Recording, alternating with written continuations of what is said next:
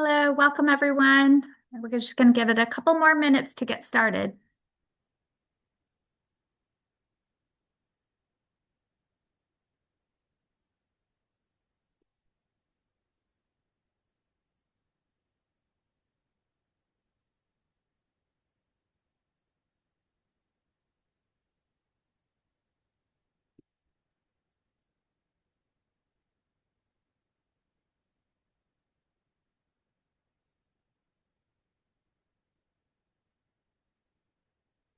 Hi, folks. Welcome. We'll get started about 2 after.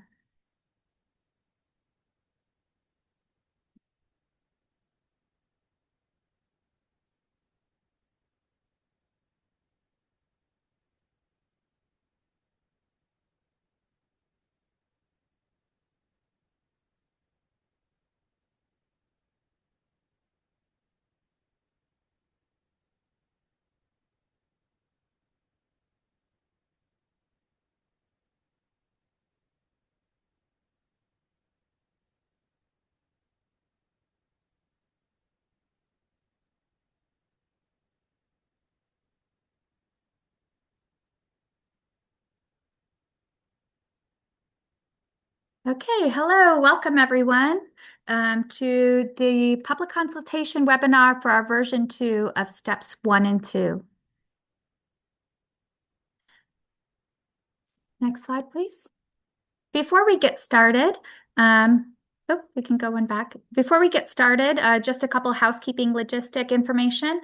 This webinar is going to run for about 1 hour. You're going to be muted as an attendee for the whole time, but please do use the Q&A button at the bottom of your screen to ask questions.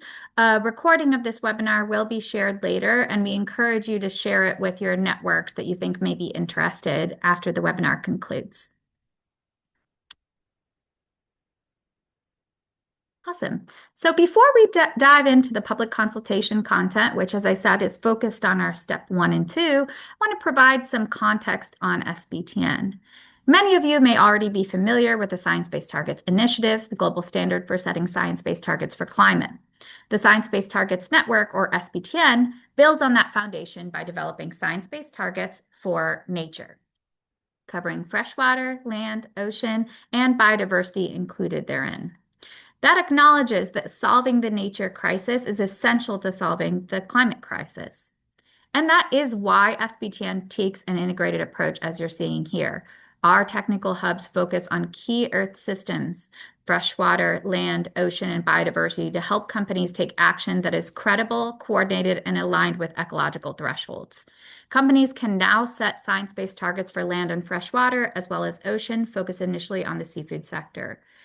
And I already mentioned biodiversity here, and you see it on the slide, but biodiversity is integrated across our targets, ensuring that actions taken to address pressures on land, freshwater, and ocean also support the protection and restoration of biodiversity by addressing the major direct drivers of biodiversity loss. By aligning action across these systems or biomes, companies can take enough of the right actions at the right places and at the right time, doing their part to halt and reverse nature loss by 2030. Many companies already set environmental goals. So why set science-based targets for nature? Well, science-based targets for nature help make those goals more credible, consistent, and actionable. So they're ambitious and quantifiable. They help define, as we've said, how much action is needed, where, and by when, based on science around Earth's limits and also aligned to broader societal goals. They're standardized and collaborative. They provide a consistent approach that help companies assess impacts, prioritize actions, and align efforts across value chains and landscapes. They're also aligned and interoperable. We'll be talking more about that through this webinar, but they're designed to complement frameworks such as TNFD, CSRD, helping connect assessment, reporting, and action. They're rigorous and strategic. They help companies move beyond broad commitments, avoiding ad hoc or qualitative goals, and offering a structured, science-driven process that helps integrate environmental action into core business strategy. And finally, they're credible and independently validated. And again, we'll discuss more about that in the specifics of this update. Backed by science and civil society, and they're validated by the Accountability Accelerator, giving confidence to investors, regulators, customers, and other stakeholders. And importantly, we've seen great progress to date. More than 150 companies are preparing to set science-based targets for nature. 30 companies across 19 countries and 11 sectors are publicly signaling their ambition through the Step Up for Nature campaign. And to date, 9 public disclosures, including H&M, GSK, Wholesome, and Caring with Targets, and Novo Nordisk, among others, disclosing their materiality assessment and prioritization work. So we are seeing really credible progression. And how do we enable science-based targets for nature through our methods? Well, SBTN has designed a 5-step approach that builds on existing corporate practices. This process takes companies from assessing their impacts on nature throughout their value chains to identifying which parts of their business and which locations they should focus on, so the prioritization, to setting targets, implementing actions to meet those, and finally monitoring, reporting, and verifying progress against those targets. It's important to note that this is an iterative process for companies. Though they may progress in sequential order, they'll likely need to refresh those assessments and prioritizations over time, and also improve their data collection and target baselines periodically. The step 1 through 3 of our methods are independently validated through the Accountability Accelerator. They answer the scientific question of which action is needed. However, steps 4 and 5 are a little bit different. They're intentionally non-prescriptive guidance to support implementation and tracking. For example, our step 4 resources, which will be published later this year, acknowledge that target implementation should encourage innovation and address business context as well as the local context for target implementation on the ground. So ahead of setting targets in step 3, why do steps 1 and 2 matter? They provide companies with a rigorous approach to evaluate their impacts on nature across the value chain. And then in step 2, they identify where nature and action and target setting can have the greatest benefit. As highlighted by pilot company on this slide, these steps help companies make informed decisions about where to act. They also focus resources where they matter most and build a credible foundation to advance to target setting. Over the last 2 years, we've seen a clear pattern. Companies want credible action on nature, founded in the best available science, but they also need guidance that's robust, practical, and responsive to different stages of their journey. We have begun responding to that need through the accelerated pathways released in our version 1.2 of our steps 1 and 2 that allow companies to start with a narrower scope where they have the most traction and build from there. With the version 2 of steps 1 and 2, we aim to provide a stronger foundation for credible target setting while providing improved usability for companies via our learnings from validation. These updates are part of a broader phase of method development across SBTN, including updated land and freshwater target setting methods and additional guidance to support Step 4 Act.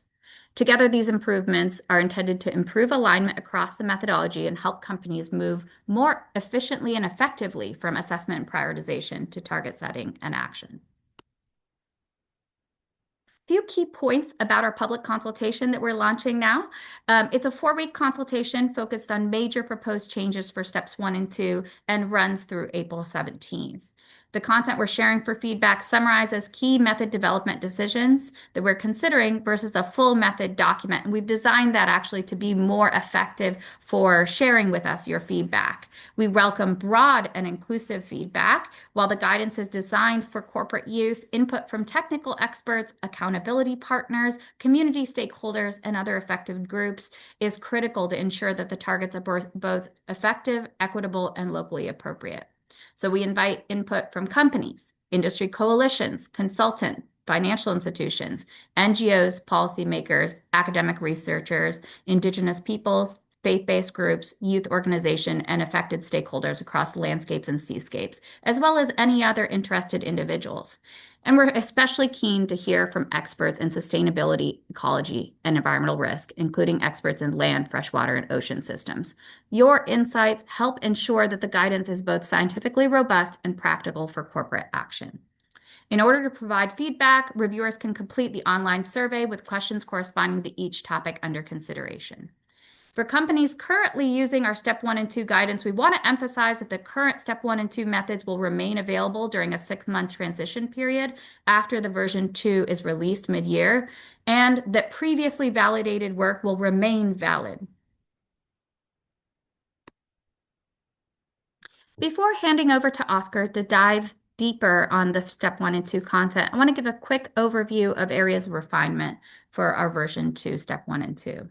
This version 2 will aim to help companies move more efficiently from impact assessment and prioritization to target setting and action, while maintaining scientific integrity of our approach.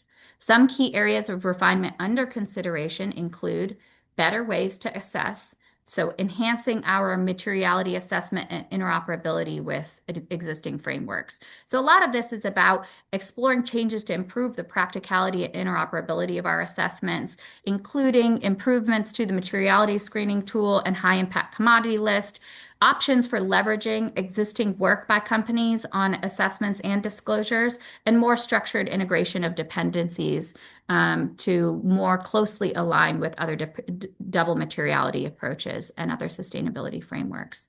We're also looking at easier ways to progress.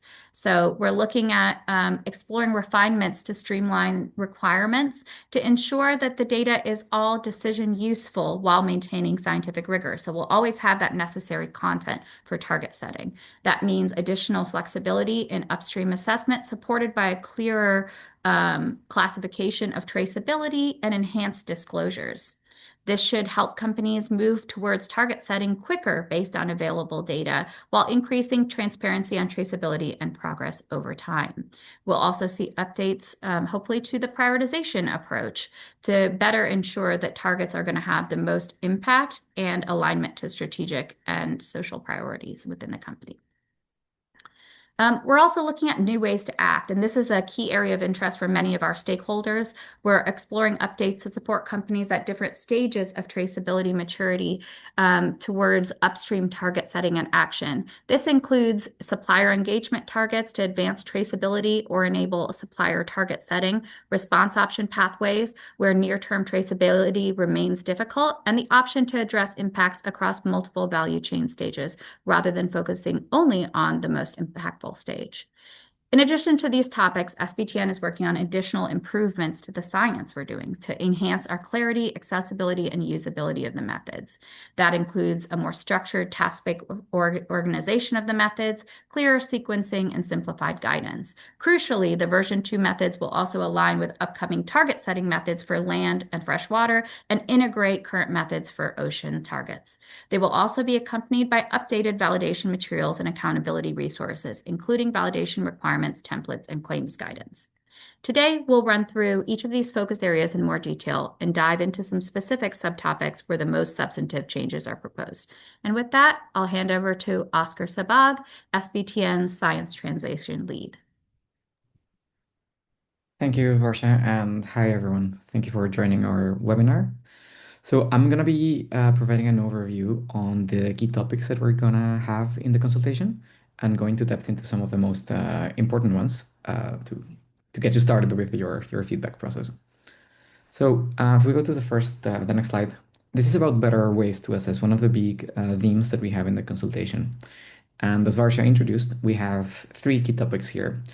One is related to updates to the materiality screening tool and the high impact commodity list, which are the tools that we use in step 1A.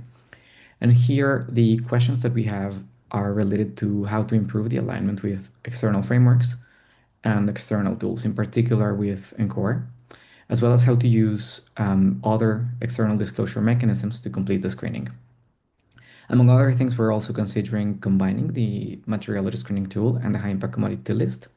And you'll find a lot more about this in the consultation document. This covers also the options to leverage existing assessments and disclosures. Another topic we have in the consultation is the integration of dependencies for a stronger double materiality perspective.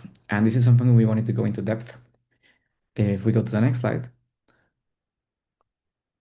So dependencies are very important and they're already part of the methods. They bring a double materiality perspective, but they come in later in the process in step 2C. This means that dependencies are used to help identify where it is a priority to act sooner and where it's less of a priority to act sooner. Now, we are considering two different ways of strengthening the role of dependencies in the step one assessment. One is as part of the materiality screening. So here, the idea would be that the assessment of dependencies would be done for the whole organizational boundary, and it would use tools similar to ENCORE or the materiality screening tool. The benefit is that this has a very comprehensive coverage. The limitation or the feature would be that the screening would be done at the economic activity level, in other words, without spatial data. Another option that we are considering would be to including the dependencies in the value chain assessment, so step 1B. This gives us the advantage that the assessment would be done on a location by location basis. That gives us a lot more specificity in the analysis, but it does require the use of other tools, such as critical natural assets datasets, invest models, nature risk profile methodology, and also the option of using existing natural capital approaches or risk-based approaches that companies may have done already. The advantage is that this is an assessment done with spatial information, but the problem is that then this is only done for those activities that are in scope of the assessment, which is something we'll go into more depth later in the webinar. But here, part of the questions we have in the consultation is the pros and cons between having the dependencies in one step or the other, and the feasibility that including these changes as for companies, as well as the value add that this would have into decision making. Now, if we go to the next slide, the second of the big themes that we have in the consultation are changes related to making it more easy to progress through the methods. So we have different topics in the consultation. The first one is an assessment based on progress related to traceability disclosures that I'll go over in the next slide. But quickly to go over to the into the other changes that are part of this theme, we have some questions about bringing in additional guidance on traceability prioritization criteria. So we want to be able to equip companies that want to invest resources in expanding their traceability to understand where it is best to spend these resources. This is both based on the feasibility that a particular part of the activities will yield better location data that can be understood due to the types of procurement, the models, supplier relationships, etc. But also on account of where it is more important or more risky to advance traceability because more pressures or more impacts may be concentrated. Which is of course also related to the type of materials or the commodities that are sourced. Another topic which is part of the consultation is the changes to the strategic and social priorities, which are right now part of also step 2C. One of the questions we have is related to moving away from requiring these approaches, which is what we're doing now in step 2C. And instead of having specific validation requirements about how strategic and social issues have to be included in the prioritization, to move to an approach where these are recommended, but companies define how to implement strategic and social considerations and use this to inform the sequencing of the target setting. And finally, there's the topic of how to use the step 1 and step 2 results to contextualize target claims. In other words, we are wondering if the results of the assessment and the prioritization can and should be used to help the public understand when a company has set a target, how important that target is relative to all the impacts of the company, and how important that work is. Also embedded here is the question of how much more would still need to be done for this to be a significant action. So to go into the most important topic in this slide, which would be the first one, let's go to the next slide. So one of the main changes we are discussing is changing from the current approach where we have a very ambitious, predefined minimum scope of the value chain assessment to an approach which is more flexible and in which we are hoping has more incentives and more flexibility. So right now, the way the step 1B assessment works is that we have some specific percentages of the company's upstream activities that have to be included in the assessment in order for the company to be able to submit their work for validation of step one. This is there because it provides us certainty that the company has done comprehensive work, and it also ensures that when the company proceeds to the step two prioritization, they do so with sufficient information for a significant portion of their upstream activities. However, location data is necessary in order to complete this assessment, and our experience so far is that traceability is one of the main challenges to advancing the methods, even though it's also one of the main required conditions in order to set targets.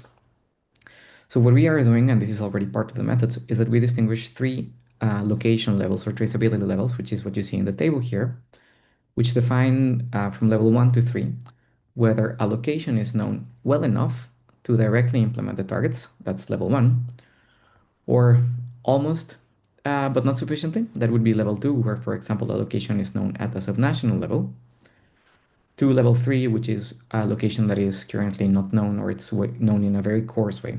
Level 3 is equivalent to what you may also know in the methods as target boundary B, and levels 1 and 2 are equivalent to what you may know as target boundary A. So what we want to do is understand, and this is part of the consultation, whether instead of having these minimum requirements of how much companies have to complete in the assessment, we can instead consider what the current traceability levels are and then have companies proceed through the assessment based on these levels.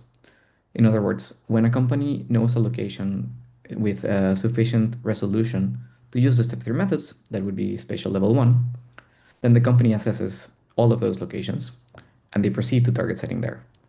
But when a company does not know a location with sufficient information, then the requirements on what has to be assessed or not assessed or becomes a recommendation. And then that informs other pathways towards action, which we'll be covering later. The key thing here is that this allows companies to proceed and move forward to target setting with the locations that they know. So this does not become a bottleneck where companies get stuck in step one, and where they don't know or they don't have sufficient traceability, they can continue working, advancing their traceability, improving their assessment for future submission.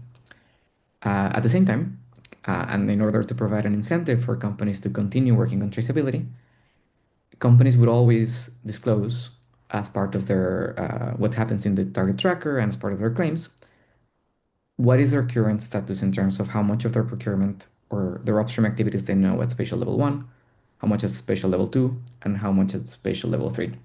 So we would always, as the public, have an idea of where a company is on their traceability journey and how able or not able they are to set targets for what parts of their operations. Another advantage is that for companies that know more than the current minimum requirements and want to go in their assessment beyond the minimum requirements, they can do so. And they have the incentive that this will be shown publicly as a demonstration of their effort and their progress on traceability. So questions that we have on this topic are related to having a right balance of accountability safeguards and incentives to continue with traceability, and understanding whether these three levels that we are proposing are adequate in order to, well, inform progress and also inform what actions can be taken in the target setting process. If we go to the next slide, we have the next big theme there, which is new ways to act. So we have different topics here. The first one is related to allowing companies to set targets on multiple value chain stages for their upstream coverage. What happens right now in the methods is that when a company wants to set upstream targets, we ask them to look at the most impactful value chain, sorry, at the most impactful stage of the value chain of what they are procuring. We are expecting that in most cases this means looking at primary production. However, we have also seen that in some cases it would be interesting and meaningful for companies to actually act on more than one value chain stage. This is the case, for example, where a commodities production has its pressures on nature spread out through multiple value chains. So perhaps primary production is important, but also pre-processing stages. And with this new approach, companies would be able to set targets on multiple stages and make claims on them and track their progress on all of them. The other three topics that we have here on the slide are related all to supplier engagement targets. Um, Supplier engagement, we see that is a key way to advance upstream action, and it's what we're going to be covering in the next slides. So this is a big theme. We're going to go into detail here if we go to the next slide. So as I mentioned earlier, we realized that traceability, knowing the location where activities are happening, is one of the most important data requirements to use the SBTN methods. Um, and at the same time, this is a current barrier in traceability and in progress. As you may have noticed, a lot of the changes that we have been presenting are there because we're responding to this problem. But we have also seen that SBTI uses supplier engagement targets to address scope 3 impacts or upstream impacts. And hence, we are also considering how we can use supplier engagement and supplier collaboration in order to advance work on upstream. And we see four mechanisms that we want to discuss, all of them, because they are all related to supplier engagement. One is a mechanism to advance traceability. Another one is an option where the supplier is the one that is setting the targets. A different one is an option where targets are shared between the company and the supplier. And the fourth one is a mechanism by which the company immediately implements practice changes. And we'll go over all of those in detail. We go to the next slide. So here I would ask you to put your attention on the top box that says spatial level one. Let's assume that this is the starting point. This is an ideal case or the standard case where a company does know the spatial level one location of one of their activities that they want to set targets.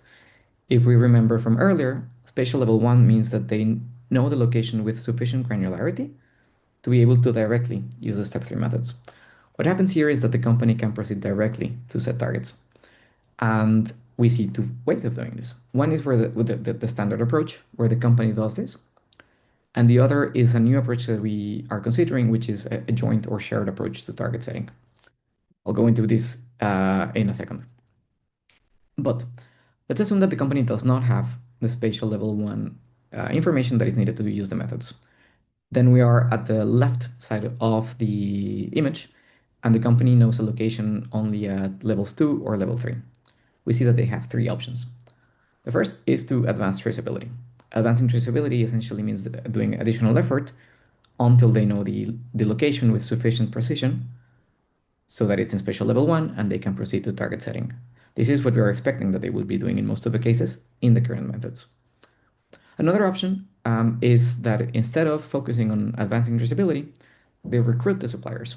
In other words, they ask the suppliers to set targets. What has to happen here is that the supplier will have to know the location with spatial level 1 information, but the purchasing company itself doesn't have to have this information, which is what we're showing here with the dotted lines. In other words, what happens here is that the supplier will be the one who implements the methods and sets the targets. And then the final option, which is what we have in the bottom, is for these locations that the company doesn't know with full certainty, they can also proceed directly to essentially what is step 4 and start implementing changes in the ground or changes to their company's direct operations that essentially will still have positive changes in the landscape or the seascape. And what I want to show here is that whichever of the pathways that we are taking, at the end of the day, we do see positive changes in the landscape, which is what we are looking for. So if we go to the next slide, we can go a little bit into depth into what we are talking about in the consultation as two different models of governance of target setting.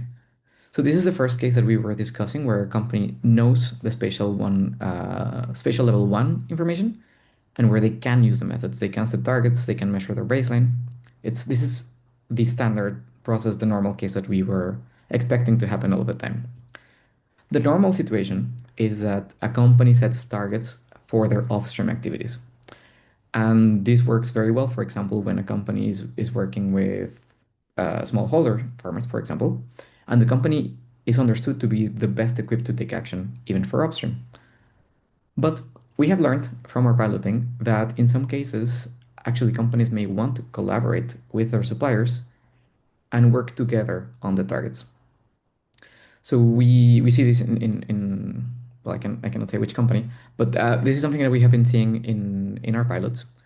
And what we are considering is allowing a different governance model where both the purchasing company and their supplier come together to us. They use the step three methods together.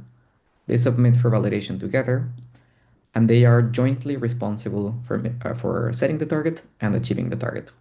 This also means that they both are able to make claims on the target, and they would be both accountable for the target.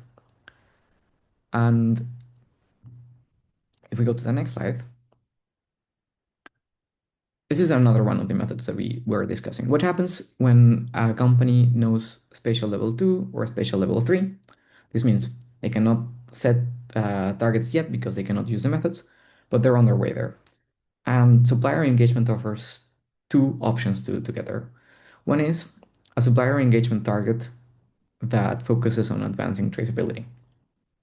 So a company here would be telling us that they aim to increase the percentage of their upstream activities that they know at spatial level 1 within a given time frame, which we are expecting would be a shorter time span of, for example, 1 or 2 years. The target indicator here would be the coverage of the upstream activities that are well known.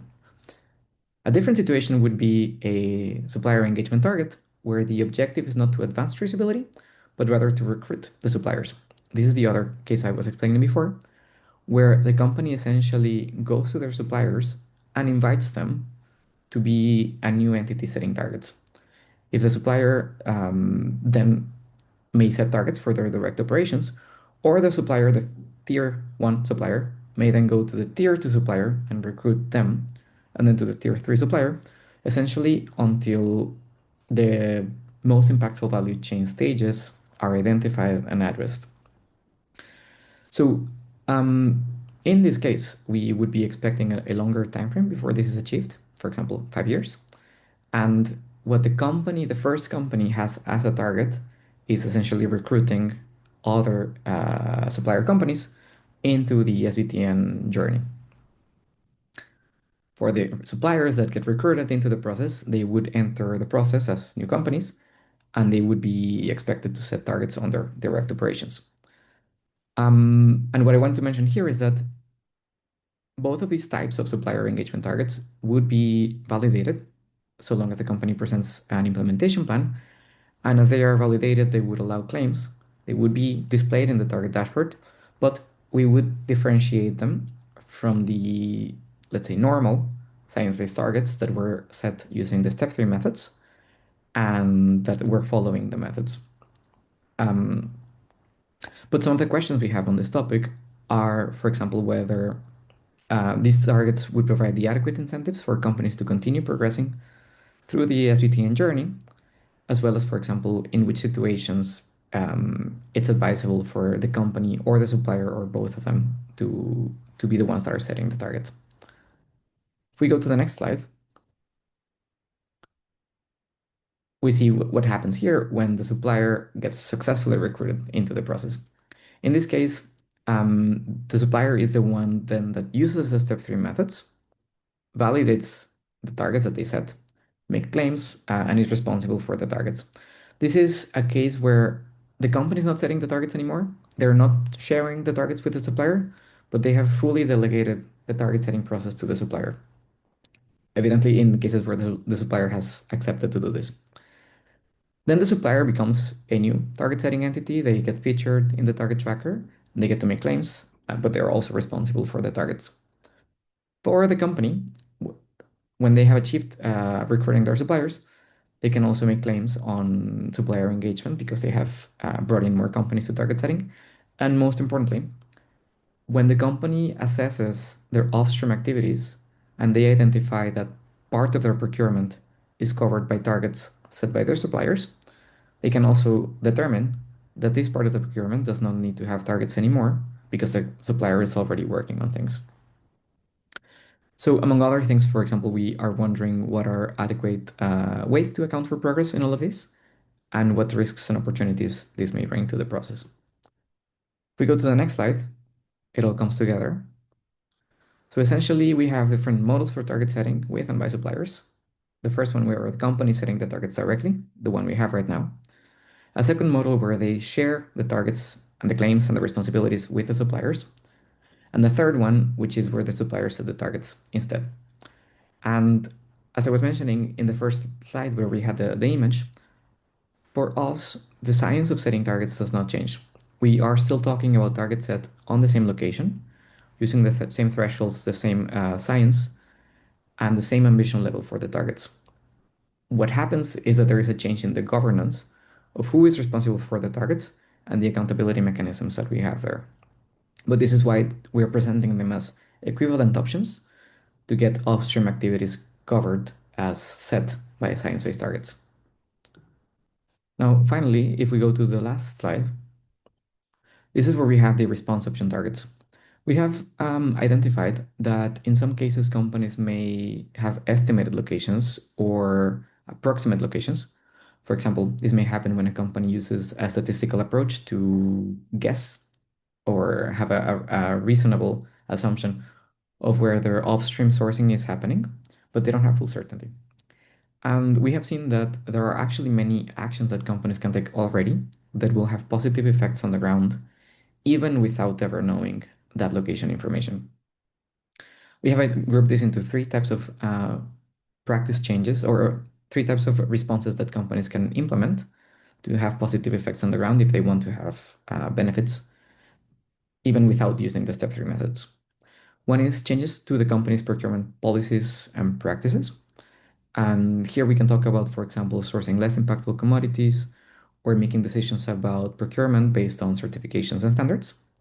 Another one is landscape engagement and landscape investments, especially where a company has a good idea of where their sourcing is um, at a high resolution. Then they can already work on that landscape and do, for example, nature restoration activities that may account for some of the pressures that they are exerting on that landscape. And finally, a third category would be when a company does internal changes to their direct operations to improve the resource use efficiency.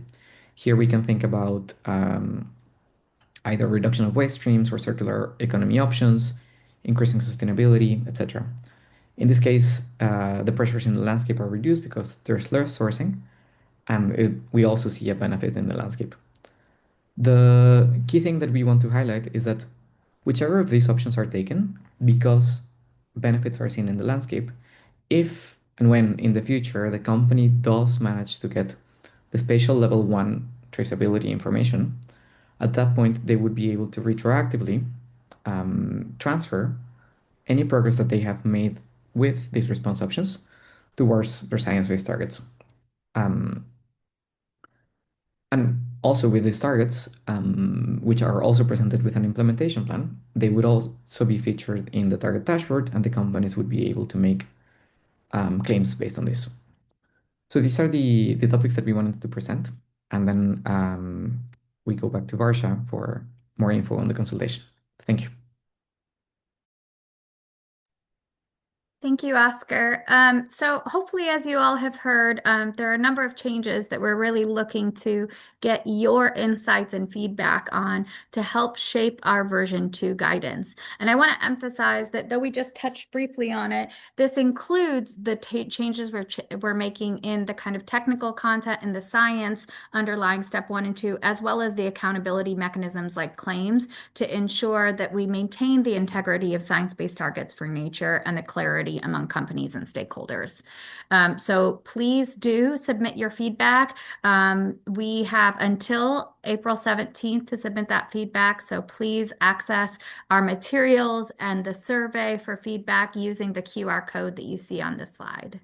And yeah, thank you so much.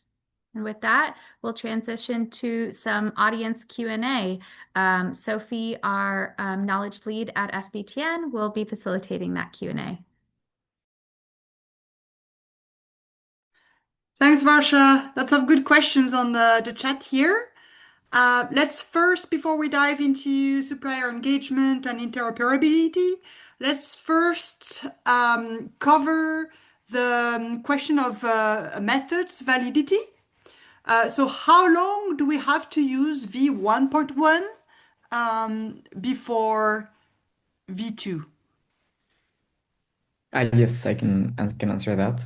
So essentially, any company that is already using the current version of step one and two can continue using this. The current methods, which are version 1.2, will remain available for 6 months after the release of version 2. This is the standard that we do with all updates. And so if you're already using the current methods, you can continue your process and submit for validation. Now, a different thing. Once your work is already validated with any version that you may have used, that work remains valid for up to 5 years, um, which allows you to continue working on and using the previous work you did. If, for example, at some point you use an older version for steps one and two, and you want to move to the new version for step three, you can do that. So you can mix versions. In cases where you may have missing data because it wasn't part of the older versions, you don't have to redo steps one and two. What you would just do is add the missing information to your new submission.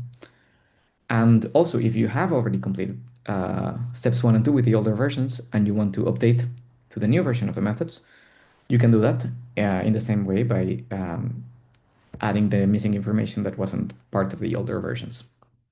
Hope that explains that. Thanks, Oscar. So we have a few questions related to the supplier engagement targets that you covered. The first one is about will this change in traceability requirement also apply to high impact commodities? And will it be possible to set targets even without knowing the origin of any of them?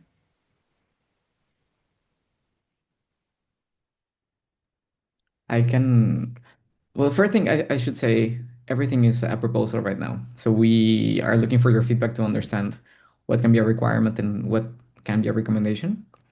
Um, it may be that, yes, the changes to the traceability requirements are applicable to all upstream activities. And with the new types of targets that are related to supplier engagement, yes, a company would be able to set targets even without knowing location information. Of course, it would be different types of targets, not science-based targets that are used in the step three methods. But as we explained, there are options to get there.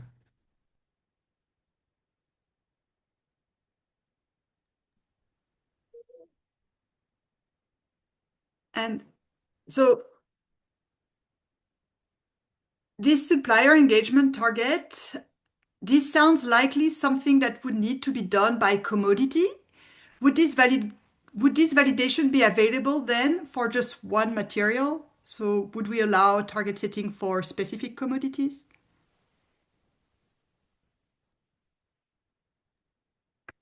It's to be determined. Varsha, you have a Yeah, sure. I mean, I think these are really good questions, and honestly, this is why we're holding a public consultation to get the input across our stakeholder community and a variety of different folks who have expertise in this topic. Want to be really clear that we are not changing the kind of underlying science and traceability necessary for setting a kind of classic science-based target for nature. That's determined in our step three target setting methods. I know we had a lot of good questions on that. These are simply additional pathways to show progression and action consistent with the aims of science-based targets for nature. And as Oscar already stated really clearly, we would make sure that those kind of progress are distinguished very clearly from science-based targets for nature. So as this person asked, likely there's a commodity element to this because much of the upstream sourcing does tend to differ on traceability based on the type of commodity and also the sort of regulatory frameworks applied to those commodities.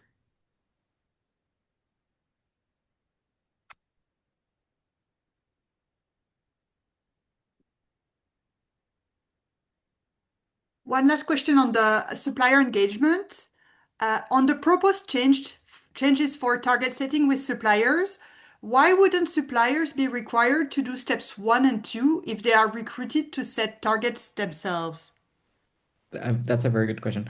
Um, they would not be required because essentially the supplier would be covering the upstream of the purchasing company. So the supplier is being recruited to do part of the upstream. So that's why it's not a requirement. However, it would be recommended And if the supplier did decide to do steps one and two, then they would be able to fully have claims on SBT as a new target setting entity. So I think it would be very beneficial and interesting for the supplier to do so, but it's not a requirement because it would not be, it would be a block to progression. That's at least our current hypothesis. But I think something very important that is these questions are things we need to still consider. And if you have views on these questions that you're asking us on what you think would be the better recommendation for us to implement in the guidance, we would really appreciate that as part of the feedback you are providing in the next days.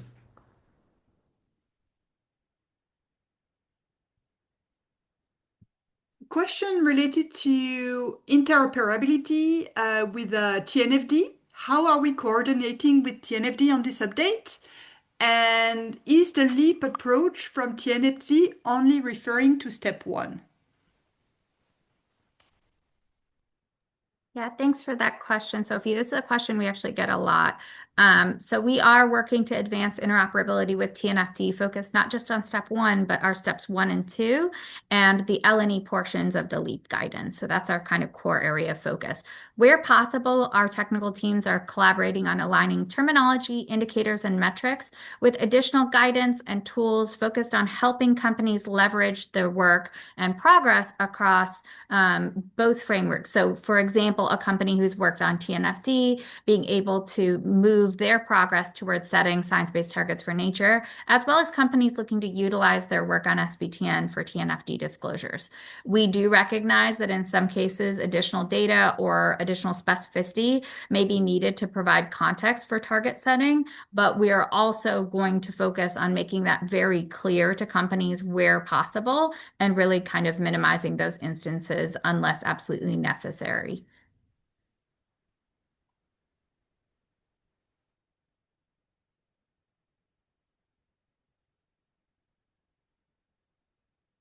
A question related to the materiality screening tool and the high impact commodity list. What are the adaptations that are planned for those two tools? I can share some of the updates, and Varsha, if you want to complement there. One of the key changes is figuring out how to, or if to, update the materiality screening tool to mirror the pressure categories that Encore has. There are some changes there between the version that was used to inform the original MST and the new updates that Encore has. Another of the changes that we are considering is figuring out if the high impact commodity list and the materiality screening tool should be merged into a single tool for easier access. And related to this is figuring out how to improve the interpretation guidance of what materiality means.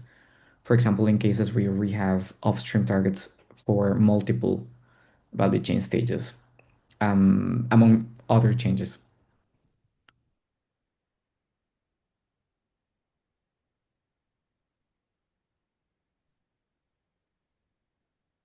And some people are asking how many companies have completed steps one and two so far? Hi, I can answer this one. Hi, I'm Arabella. I'm the Marketing and Communications Director at SBTN. So many companies are already using SBTN's methodology to work through steps 1 and 2, obviously as the foundation for actually then going to set targets. And there are, and Varsha, I think, might have talked about this a little bit earlier in terms of kind of corporate progress, but there are more than 150 companies in our corporate engagement program that who are at minimum engaging with step one, as that's the commitment that they sign up to when they join the corporate engagement program. But officially, we have 16 companies that have validated steps 1 and 2, and we have 24 more that are currently in validation with the Accountability Accelerator. You can actually see some of these companies and their kind of intent for steps 1 and 2 on our Step Up for Nature ambition board, which is on our website. And those companies are publicly signaling their ambition and momentum as they progress towards science-based targets for nature. As Varsha mentioned earlier, I think there's 30 companies that are participating, and you can see exactly which ones are currently committing to steps one and two. And like she also said, we're starting to see the first companies publicly disclosing their step one and two validated work, so they can demonstrate their progress to external stakeholders, which they're seeing kind of like a key benefit in terms of public disclosure. And Novo Nordisk, I think was mentioned earlier, for example, they have disclosed their materiality assessment and prioritization work, and there is more coming online soon based on those 24 companies currently in the validation pipeline, so more to come.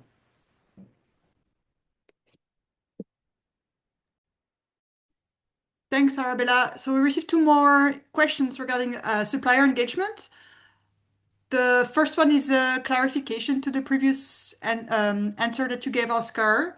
If a supplier is setting a science-based target for a client and not required to do step one and two, is there a risk that it would be inundated with many requests from clients to set different science-based targets?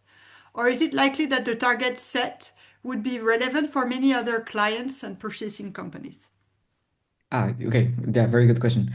So essentially, when the company initially goes to the supplier to ask them to set targets, what the company would be asking is to set targets on what the company itself is procuring.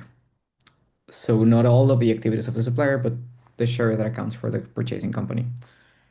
Where a supplier, for example, in the same location has production that serves multiple clients, and the scope of the target covers what they sell to multiple clients, then evidently this may even be like a unique selling point for the supplier because what they are providing is already covered with targets.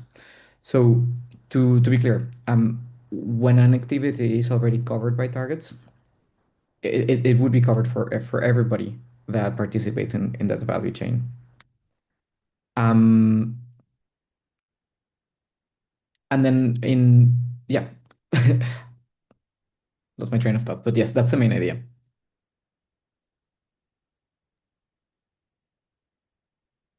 And for supplier engagement target and recruiting suppliers, is there any thresholds to target key suppliers or proportion of suppliers in supply chain that companies need to include, especially for companies with complex supply chains?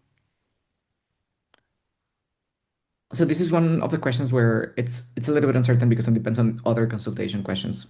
Um, the changes to the minimum requirements of this upstream assessment would affect to what extent companies are expected to use the supplier engagement targets. Um, Assuming that we move to a more flexible approach, then it would also be more flexible to what extent a company uses this target or is expected to use this type of target. But just to emphasize, as with the previous topics we were answering, all of this is still under consideration. So your answers and your recommendations, and even the questions that you continue asking us, will allow us to better understand what is the correct level of prescriptiveness and detail that we have to include in the guidance.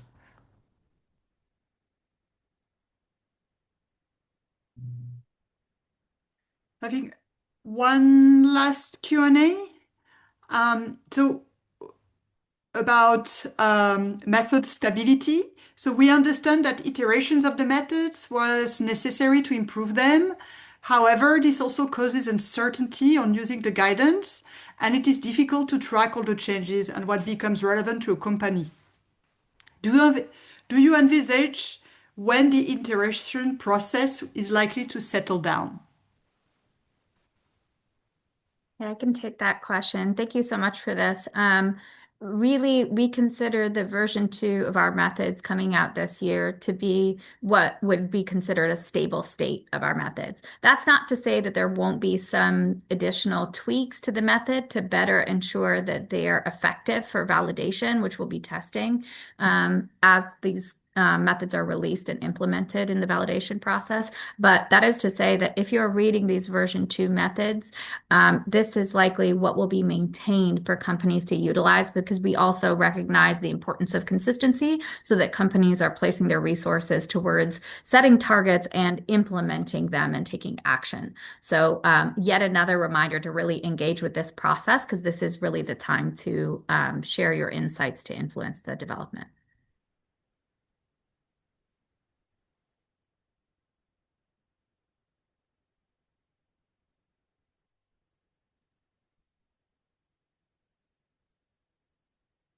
Thanks a lot for all the Q&A. We'll also be sharing, in addition to the recording, the written answers to all these questions.